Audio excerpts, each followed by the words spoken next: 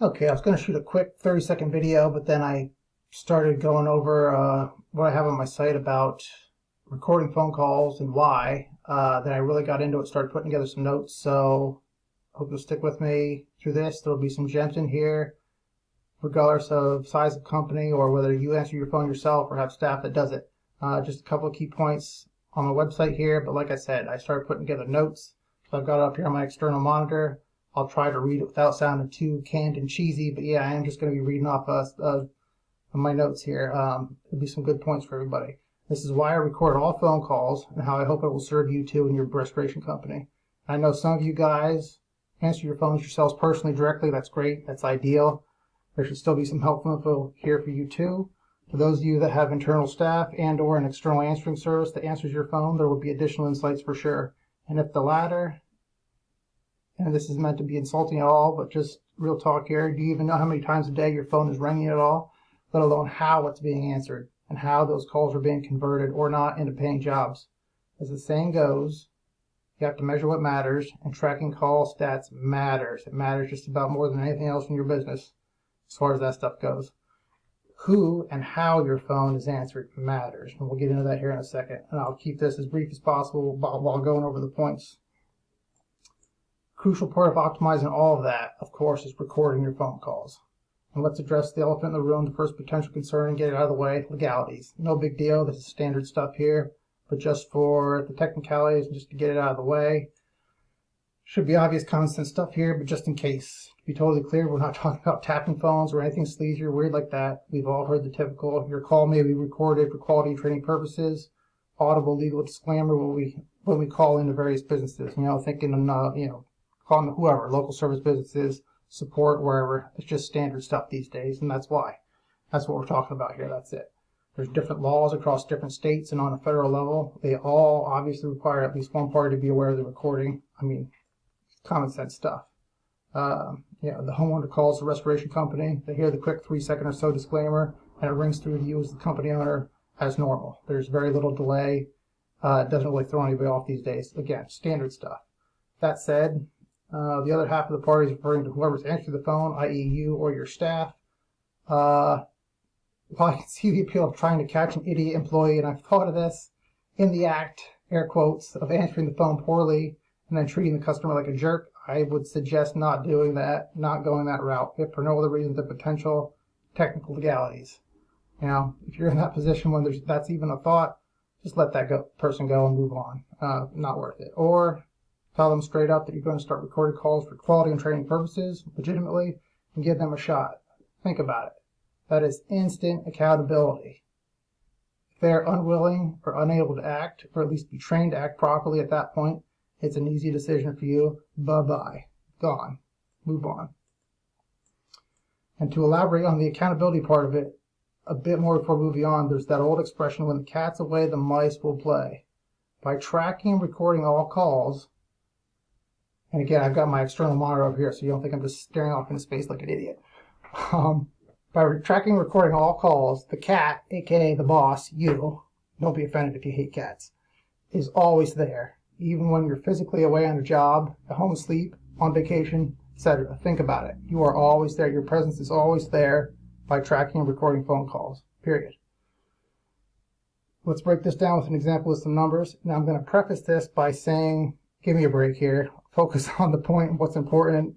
I'm going to use some very basic, easy numbers for a visual and, quite frankly, easy math on my end. Let's not start talking about top line, bottom line, real life average, small jobs, large loss, etc. Just go with it. You'll get my point. Let's focus on what's important here. I need basic numbers here. Let's say you get one new lead a day. That's the goal anyway, as far as I'm concerned. That's the initial goal. Of course, by lead here, we're talking about an inbound phone call from a local homeowner that just came home to a busted pipe in a flooded basement, or whatever the case may be. Standard stuff. Let's see. I'm not going to start talking about marketing industry jargon here about conversion rates, NLP, blah, blah, blah, blah, blah, search engine geek, and all that stuff. Seriously, it's just real world talk here. That's $30 a month. Let's say whoever answers your phone is great. They're well versed in the industry in general, and your company specifically. They're good on the phone. They're natural, or maybe they went to college for it or studied for it to be a salesperson, they're a natural people person, etc. They convert those leads into paying jobs like an absolute killer. Let's say, again, just for numbers' sake, let's say 80%. And let's say, again, just for math and conversation's sake, just to make the point, let's just say that they are all magically 5K a pop top line jobs. That's 24 jobs at 80% or 120K top line for that month. Keep that in mind. Let's take a look at another all too common scenario, and it'll slap you in the face why it matters who and how the phone is answered. And this is stuff I've seen and listened to for years now, so I'm not just pulling this out of my ass here. Let's see. This will be kind of blunt, but whatever. Again, real talk here. That's what matters. It's business. It's money. You hire some minimum wage kid right out of college. Maybe he's still in college or God forbid high school. Maybe you're doing your brother or sister a favor by hiring your nephew or niece, whatever, whoever. It doesn't matter. Get the point. The homeowner calls in. Kid answers your phone. Regardless of what you told him to say, as many kids do, with a "what's up" in the most monotone, insufferable voice possible. Homeowner has no idea if you're even in the restoration industry, let alone the specific business they found online and call for help. There's a disconnect there immediately. This happens a lot. And again, this isn't directed at the guys answering their own phones personally. Don't get offended. This isn't directed at you, but this sort of stuff happens way more than you think. Again, I have recorded and listened to a lot of calls and helped people with call flow and stuff like that over the years. It happens a lot. A lot of people don't answer the freaking phone in the first place. But anyway, that's a separate issue. Moving on, the person answering your phone just has no idea what the heck they're talking about, industry-wise, or anything really specific to your company-wise either. Another problem. Stack of problems here. Homeowner has a foot of water and all the stuff in his basement's getting destroyed as we speak. And this kid, or equally clueless adult, whatever, doesn't matter, is completely unhelpful. Maybe they're trying to fumble around and set an appointment, maybe. Maybe just trying to live transfer the emergency call to you, the boss, or another staff in the field. But probably just going to choke and bumble out something, blab out something about trying to take a message and someone will call you back. Bullshit. Dial tone. Person hung up. I would too. You would too, let's face it. The dude hung up, called the phone number for the second person he found online. We were the first. Our assets were the first. They called our assets, which forwarded you as the client first. Didn't happen. Called the second guy online. They'll just keep going down that list until somebody can help them. Hopes somebody has their shit together enough to get out there, stat, save their stuff, get the water out before it gets worse. Or maybe, again, circling back to the mice will play scenario, maybe the phone never got answered in the first place. This happens a lot. This pisses me off more than anything. Because the kid, and regardless of the reason, maybe the kid's out back smoking a joint with his buddy, maybe he's in the bathroom on his phone, he's just screwing around, however, whatever. Bottom line is, phones do not get answered a lot. It's maddening. Money, just wasting money. Anyway.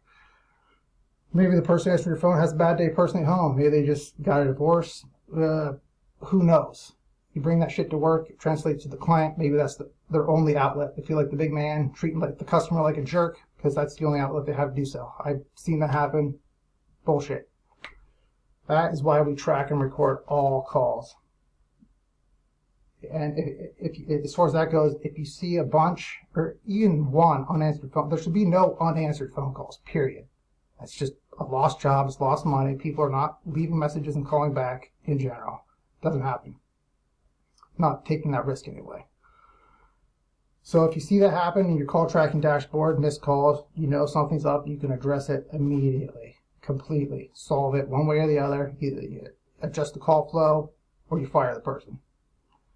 You have no tracking, no clue, there's no job. So instead of that 80% close rate for that 120K top line, for the first scenario, when big boss man, you, or competent staff member answers the phone, are you going to hope for even half that close rate and cash flow for the month? Maybe. And that's going to be the easier, smaller, non-emergency bullshit jobs, let's face it, that the homeowner might be more tolerant about dicking around on the phone with some kid about, to set an appointment or maybe to wait on a call back. I encourage you to really think about that. It matters a lot. The difference is in the numbers. Forget about just the day. Scale that out over the week, months, years, decades. The numbers are drastically different. It matters. It matters. And again, this isn't something to be personally offended by, but if you think, and in many cases you're probably right, I talk to a lot of restoration owners, I always ask them where they're getting leads from, how it's going for them, and I get mixed bag at best, usually unflattering on most of the bigger guys. I'm not going to name specific names because I don't want to be sued. You know who we're talking about, just food for thought here. Maybe it's not their fault. Again, there's a lot of junk out there, but I digress. Just for conversation's sake, maybe it's not the lead gen provider's fault. Maybe you need to hire a non-moron to answer your phone. Again, not if you're answering it personally, you know what you're doing, you're the company owner, you know the restoration industry. Moot point, not talking to you. There's a lot of people who have staff to answer the phone that are idiots, and that should not be answering your phone, period. That's what I'm talking about here. Change gears a little bit, but it's still quite related, and we're going to wrap this up here in a second, bear with me. This is also why, yes, all calls are exclusive. I do 1,000,000,000% exclusive works. Calls are live, real-time, directed to your number, and only your number. I'm not sharing leads, period. It's a bullshit way to do business, unethical, ineffective. But anyway, that said, just to make a point and be clear about it, if you or your staff don't answer the phone, it will be transferred to another company. That should just be common sense. It's just good business practice. I am not allowing calls to go to voicemail to be hoped for, to be called back. Circling back to the guy with the flooded basement, or, his hot water heater just burst or whatever. People aren't going to wait for a call back on some random voicemail. No.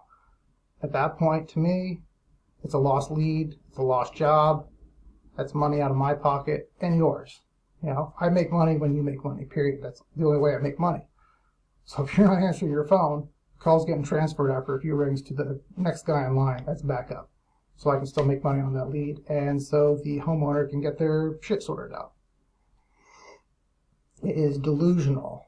And again, you guys know this just as much as I do. People are not going to wait around for a callback in general. They're not going to leave a message when all their belongings are under feet of water and there's stuff spraying everywhere. It's ridiculous. It is all about live calls, period. Again, I'm not letting stuff go to a voicemail. These are not form submits. These are not stale leads to call back and chase down. These are live phone calls direct with the local homeowner that needs help now. Let's see, where was I? Wrap this up quick. Yeah, point being, if my primary client, again, 1,000,000% exclusivity, but if my primary existing client doesn't answer that phone, okay, no hard feelings. I'm not going to berate you about it. We'll address it on a call. If things get out of hand, you lose too many, but they lose that exclusivity on that call because it will be transferred to the next guy in line that's there as a backup for that reason specifically. And then they can try again on the next incoming call. No big deal. That's just smart business and common sense all around as far as I'm concerned, but there you go. And I wish it didn't need saying, and obviously this is not directed at anyone personally, but recording calls allows us to track and bill properly. That's the main point, but it also prevents fraud as well. And by fraud, as an example, and 99.999% of ethical people will never even think about this. That's great. We're just throwing it out there. Set a 90-second minimum for the initial billable filter on call length. So if I go over my dashboard for a project and I see something looks weird, start playing recording and hear things like the restoration owner saying to the prospect calling in, the homeowner, something like, hey, I'll call you right back on this number, to try and hang up and then call them back before that 90-second filter hits so they can get out of paying for that lead. Obviously, that person's going to get fired as a client real quick, blacklisted. They'll never get another lead again, ever, period. I'll make sure of it. Some people will bite the hand that feeds them, unfortunately. It boggles my mind, but there you go. But moving on. For that matter, even if it's not purposeful fraud, again, I don't want anyone to be personally offended. That's not the point.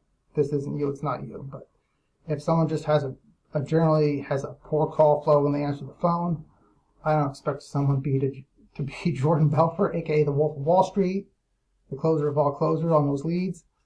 But if a business owner just is not a natural people person or a salesperson, that's fine. I get it. I'm not really myself either. I do my best and I try to learn, connect with people and whatnot. But if you're not willing to adjust call flow, language, using a better template and SOP to answer phones and work with clients to land that job, where you start losing jobs, that makes you pissed at me like I'm the asshole selling junk leads, which is not the case. That's hubris. It's nonsense that'll keep the respiration business small and take food off my table because you're not going to close those jobs and you're not going to make money. It doesn't work for anybody. I won't allow it. I cut that. If you're not willing to learn and adjust, that's it. I'll move on to the next guy. I only need one reliable quality restoration company per location, per city. I'm 1,000% exclusive. I only need one guy with maybe one or two secondary backup guys to send leads to for large metros, especially when there's overflow. One company can only expand so fast, so quick. So a couple other quick nuggets for you to think about. Recording calls also gives you the undeniable audible record of the following. And some of this, at least to me, is kind of funny. So, take it with a grain of salt, blah, blah, blah. Client calls in, says XYZ.